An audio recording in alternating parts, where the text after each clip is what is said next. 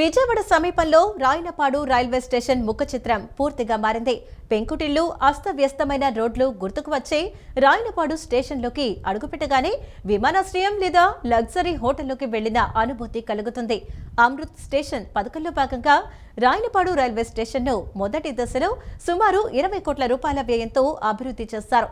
భవిష్యత్తులో రాయనపాడు స్టేషన్ విజయవాడకు కేంద్రంగా మారనుందని రైల్వే అధికారులు తెలిపారు. మరిన్ని వివరాలు మా ప్రతినిధి శ్యామ్ అందిస్తారు.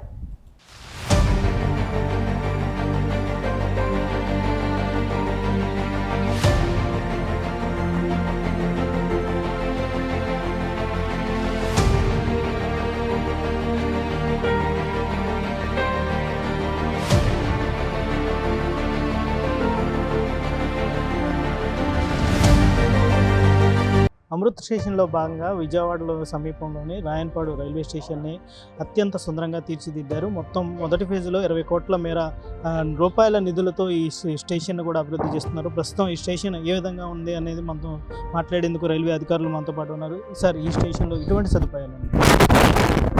మీకు అమృత్ స్టేషన్ స్కీమ్లో మీకు చాలా రకాల సదుపాయాలు మనం కలుగజేస్తున్నాం. ఇప్పుడు దీనికి చూసుకుంటే లిఫ్ట్స్ ఫెసిలిటీ ఉంది, దివ్యాంగన్ ఫెసిలిటీస్కి ర్యాంప్స్ కానివ్వండి, దివ్యాంగులకి టాయిలెట్స్ కానివ్వండి, టెక్టైల్స్ కానివ్వండి, బుకింగ్ ఆఫీస్ దివ్యాంగన్ ఫెసిలిటీస్కి అనుగుణంగా అట్లా అన్ని రకాలుగా డెవలప్ చేయడం ఉంది. సైనేజెస్, ప్రాపర్ సైనేజెస్ ఉన్నాయి. మీరు అన్నీ చూస్తే మీకు అర్థమవుతుంది. అంటే ఒకే రకమైన సైనేజెస్ కాకుండా ఎవరికి అనుకూలంగా ఆ సైనేజెస్ ఉండేట్టుగా అన్ని విధంగా ప్లాన్ చేస్తున్నాం. కాబట్టి ఈ మన మెయిన్ కాన్సెప్ట్ ఏమంటే ఎవరైనా సరే స్టేషన్కి వస్తే ఇబ్బంది పడకూడదు. ప్రతిదీ సెల్ఫ్ ఎక్స్ప్లెనేటరీగా ఉండాలి. వచ్చి ఒకరిని అడగాల్సిన అవసరం ఉండకూడదు అనమాట. ఎక్కడ ఏమున్నదానికి ప్రాపర్ సైనేజెస్, ప్లస్ దివ్యాంగులు ఎవరైనా వస్తే వాళ్ళు ఎటువంటి ఇబ్బంది ఫేస్ చేయకుండా, ఒకరి హెల్ప్ లేకుండా వాళ్ళే వచ్చి ప్రతి ఒక్క ఫెసిలిటీని యాక్సెస్ చేసుకోగలిగే విధంగా ఈ స్టేషన్ తీర్చిదిద్దడం జరిగింది. మెయిన్ అమృత్ స్టేషన్ కాన్సెప్టే అది. కాబట్టి ఆ కాన్సెప్ట్కి అనుగుణంగా డెవలప్ అయిన స్టేషన్ కాబట్టి ఆ ఫెసిలిటీస్ అన్నీ ఇక్కడ ఉంటాయి. ఫస్ట్ ఫేజ్లో ఏదైతే 2 ప్లాట్ఫామ్స్ ఉన్నాయి, సెకండ్ ఫేజ్లో ఎన్ని ప్లాట్ఫామ్ ఉంది? అలాగే ప్రజెంట్ ప్యాసింజర్స్ కూడా రాయనపాడు స్టేషన్ నుంచి చాలా తక్కువగా ఉన్నారు. అంటే మీరు ప్యాసింజర్స్ పెంచే ఆలోచనలో ఎటువంటి మార్పులు చేయబోతున్నారు? ఇప్పుడైతే ఓన్లీ ప్లాట్ఫామ్ నెంబర్ 1 డెవలప్ అయిందండి.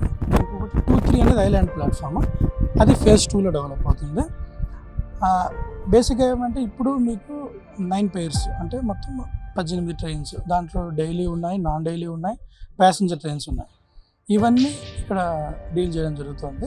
బట్ బికాజ్ ఎందుకంటే రాత్రిపూట నెంబర్ ఆఫ్ ట్రైన్స్ వస్తున్నాయి పోతున్నాయి కాబట్టి ఫుట్ఫాల్ అనేది కొంచెం తక్కువ ఉంది. ఇప్పుడు ఏమంటే 200 దగ్గర ఉంది ఫుట్ఫాల్. ఫ్యూచర్లో చూసుకుంటే ఆక్యుపెన్సీ పెరిగే కొద్దీ మనం ఫెసిలిటీస్ పెంచుతాం. లైక్ ఇప్పుడు క్యాటరింగ్ ఫెసిలిటీ కోసం ఇక్కడ స్పేస్ పెట్టాం. ఇక్కడ మీకు ఫుడ్ ప్లాజా కానీ క్యాటరింగ్ ఫెసిలిటీస్ తీసుకురావచ్చు. ఇంకొంచెం ఓపెన్ స్పేసెస్ కొన్ని ఎక్కువ పెట్టాం. అంటే ఏమన్నా ఓఎస్ఓపి స్టాల్స్ కానీ రావాలి అంటే మీకు ఫుట్ఫాల్ పెరగాలి. నెంబర్ ఆఫ్ ట్రైన్స్ కూడా పెంచుతాం. అంటే అందరు స్టేక్ హోల్డర్స్ని కన్సల్ట్ చేసి అన్నీ అనుకూలంగా ఉన్నాయన్నప్పుడు తప్పకుండా నెంబర్ ఆఫ్ ట్రైన్స్ కూడా పెరుగుతాయి. ప్లస్ వాటరింగ్ ఫెసిలిటీ కూడా పెంచుతున్నారు.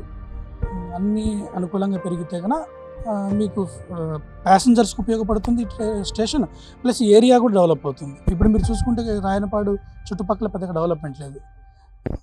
ఎప్పుడైనా సరే రైల్వే స్టేషన్ ఉండి అక్కడ ప్యాసింజర్ మూమెంట్ ఉంది అంటే అది ఒక కల్చరల్ సెంటర్గానో ఒక అర్బన్ సెంటర్గా డెవలప్ అయిన దాఖలాలు ఉన్నాయి. అదేవిధంగా వీఆర్ ఆల్సో ఎక్స్పెక్టింగ్ రాయనపాడు కూడా ఫ్యూచర్లో డెవలప్ అవుతుంది. విజయవాడ రద్దీని తగ్గించడానికి శాటిలైట్ స్టేషన్లు కూడా ఏర్పాటు చేస్తున్నారు. అంటే గుణదల కానీ, రాయనపాడు కానీ, గన్నవరం కానీ ఈ స్టేషన్లు ఏర్పాటు చేస్తున్నారు. అయితే ఏంటంటే మనకి ఇక్కడ వచ్చే నష్టం ఏంటంటే ఈ శివారు ప్రాంతాలు ఏర్పాటు చేయడం వల్ల ట్రాన్స్పోర్ట్ అనేది ఇబ్బంది అవుతుంది. అంటే ఇక్కడ నుంచి ఒక లోకల్ ట్రైన్ విజయవాడకి ఇట్లాంటి ఏమైనా ఫెసిలిటీస్ ఏర్పాటు చేస్తే ఇంకా రద్దీ కూడా పెరిగే అవకాశం ఉంది ఇట్లాంటి శివారు స్టేషన్కి అని చెప్పి ప్రజల్లో ఒక ఉంది. దీని గురించి ఏం చెప్తారు? మళ్ళీ ఇక్కడ నుంచి లోకల్ ట్రైన్ ఉన్నప్పుడు ఇదే ట్రైన్ తీసుకెళ్ళచ్చు కదండి. మళ్ళీ వేరే లోకల్ ట్రైన్ ఎందుకు? బేసిక్గా ఏమంటే మీరు ఎప్పుడైనా సరే శివారు ప్రాంతాల్లో డెవలప్ చేసినప్పుడు ఆ ప్రాబ్లం ఉంటుంది. మీకు లింగంపల్లికి అదే ప్రాబ్లం ఉండే, చర్లపల్లికి అదే ప్రాబ్లం ఉంది. But over a period of time ప్రజలు యాక్సెప్ట్ చేస్తారు. ఎందుకంటే మన ఛాలెంజెస్ మనకు ఉన్నాయి. విజయవాడలో ఉన్న ఛాలెంజెస్ కొంచెం క్లియర్ చేయాలి అంటే తప్పకుండా మనకు శాటిలైట్స్ కావాలి. అదర్వైజ్ ఫ్యూచర్లో మనము పెరిగే ట్రాఫిక్ని కానీ పెరిగే నెంబర్ ఆఫ్ ట్రైన్స్ని కానీ డీల్ చేయలేము. ఆ విధంగా వచ్చినవి ఈ కాన్సెప్ట్. ఇది శివారు ప్రాంతం కాబట్టి కొంచెం టైం పడుతుంది డెవలప్ అవ్వడానికి. బట్ మనం ఆల్రెడీ ఏపీఎస్ఆర్టీసీతో డీల్ చేస్తున్నాం, వాళ్ళను రిక్వెస్ట్ చేస్తున్నాం, లోకల్ ట్రాన్స్పోర్ట్స్ వాళ్ళతో కూడా మాట్లాడుతున్నాం. 90% ఆఫ్ ప్రాబ్లమ్స్ మీకు ఇది ఇనాగ్రేట్ అయిన తర్వాత సాల్వ్ అయిపోతాయి. ఫ్యూచర్లో మీకు ఏమన్నా ఇక్కడ సెక్యూరిటీ ఇష్యూస్ ఉన్నాయంటున్నారు, దాన్ని కూడా మనం ఆర్పిఎఫ్ డెప్యూట్ చేసి ప్రాపర్ సెక్యూరిటీ అరేంజ్మెంట్ కూడా చేస్తాం. ఇది విజయవాడ రద్దీని తగ్గించే భాగంలో రాయనపాడు రైల్వే స్టేషన్ కూడా అమృత స్టేషన్లో భాగంగా పెద్ద ఎత్తున కూడా డెవలప్మెంట్ చేశారు. ప్యాసింజర్లు ముందు కూడా భవిష్యత్తులో పెరిగే అవకాశం ఉందని, దానికి తగ్గట్లు మరిన్ని ఏర్పాట్లు కూడా చేస్తామని, సెకండ్ ఫేజ్లో మరిన్ని ప్లాట్ఫామ్లు పెంచుదామని చెప్పి రైల్వే అధికారులు చెప్తున్న పరిస్థితి. వీడియో జర్నలిస్ట్ వెంకటతో శ్యామ్, సిటీ న్యూస్, రాయనపాడు.